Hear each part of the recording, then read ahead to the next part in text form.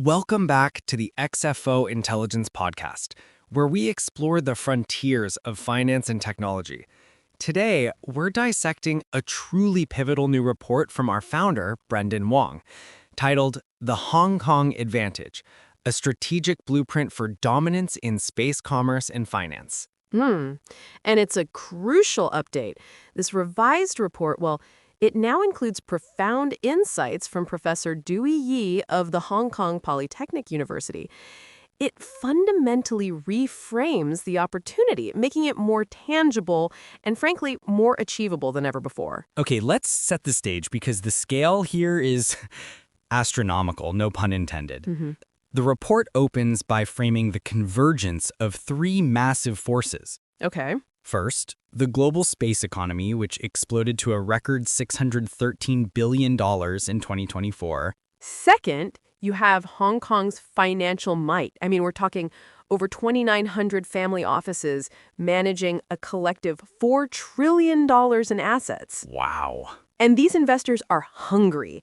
They're allocating over 42% of their portfolios to alternatives, searching for asymmetric returns and, that legacy-defining impact. In the third force is the Greater Bay Area, the world's most efficient manufacturing and innovation engine, sitting right next door. The report's core thesis is that Hong Kong's destiny isn't to build the rockets. Right. It's to be the brain trust that finances, insures, and orchestrates the entire global industry. And this is where the new contribution from Professor Dewey Yee provides the critical connecting tissue. The report now emphasizes the imperative for academic foresight, arguing that you can't build an industry on capital alone.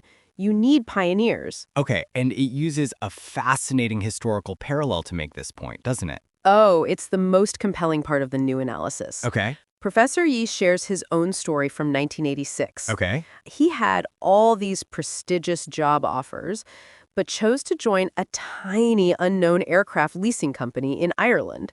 To his peers, it must have seemed like career suicide. A classic high-risk, high-conviction bet. Exactly. But that obscure company was at the very, very beginning of an industry's inflection point. Right. The report draws a powerful, direct line. Space commerce in 2025 is precisely what aircraft leasing was in 1986. It's a nascent industry on the verge of becoming a dominant global economic sector. So, wait, the opportunity isn't some far-off sci-fi concept. No! It's a tangible, investable inflection point, just like we've seen before. And Professor Yee is already building the foundation for it. That's the key. He's not just talking about it. He's launched Asia's first space commerce course at PolyU. Wow. He is actively cultivating the future executives, the financiers, the regulators who will lead this industry. This academic foresight is the secret sauce that makes the report's four-pillar strategy viable. Okay, let's break down that strategy. Pillar 1, architect the capital pipelines. Right. This is basically about making it easy to invest, right? It's all about eliminating friction.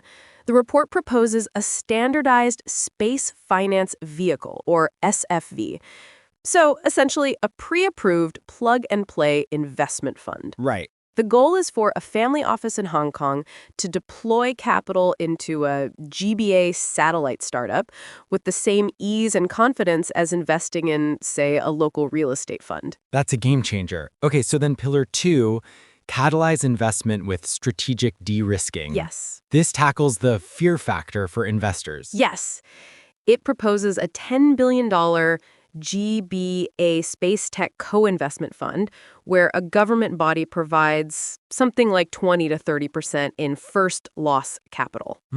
It means the government takes the first hit if an investment fails. It's a powerful signal of confidence that de-risks the venture for private investors and encourages them to commit their own capital. So it uses public funds as a catalyst, not a crutch. Very smart. All right, Pillar 3 is about building a moat. Establish global leadership in space risk management. This is Hong Kong's ultimate strategic advantage. By creating a global hub for space insurance, reinsurance, and establishing a specialized space arbitration center, Right. Hong Kong becomes indispensable. The hardware might be built in Shenzhen and launched from anywhere, but the high-value contracts that govern it all are managed and adjudicated right there in Hong Kong. It cements Hong Kong's role as the central nervous system of the industry, which I guess leads us to Pillar 4, foster the human and commercial ecosystem. Yep. And this brings us full circle back to Professor Yee. Absolutely.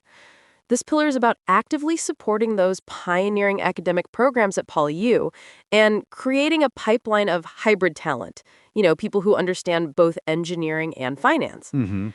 And it's also about creating a clear, streamlined path for these GBA space companies to IPO on the Hong Kong Stock Exchange, which provides the crucial exit strategy that justifies all the early-stage risk. So the strategy creates this self-sustaining loop. Groundbreaking education creates talent, that fuels innovation, that attracts capital, which leads to successful IPOs, which then inspires the next generation of students. It's a complete ecosystem. Exactly. The report lays out a clear 60-month roadmap to get there. Okay. It's no longer just a financial theory. With the academic pillar firmly in place, it's a comprehensive blueprint for long-term dominance. An incredible convergence of finance, industry, and now academic foresight. The report makes it clear that the time to act is now. Now, here's a question we'd like you to think about. Professor Yee saw the future in a small Irish leasing company in 1986. What inflection point in what nascent industry do you see today that everyone else is overlooking?